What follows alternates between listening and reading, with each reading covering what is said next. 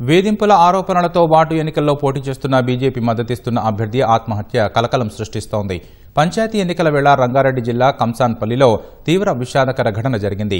గ్రామానికి చెందిన ఆవశేఖర్ 4వ వార్డు నుంచి బీజేపీ మద్దతుదారునిగా పోటీ చేస్తున్నారు. 4 రోజులుగా కొందరు వ్యక్తులు నామినేషన్ ఉపసంహరించుకోవాలని తీవ్రంగా ఒత్తిడి తెస్తున్నట్లు గ్రామస్తులు చెబుతున్నారు. పోటీ నుంచి తప్పుకోకపోతే అక్రమ కేసులు పెడతామని బెదిరించినట్లు సమాచారం.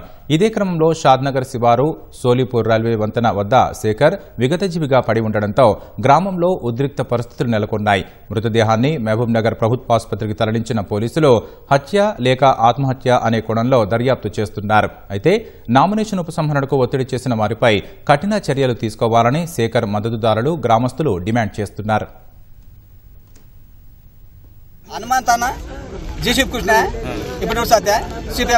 వీళ్ళు నన్ను చాలా తిప్పలు పెట్టినారు.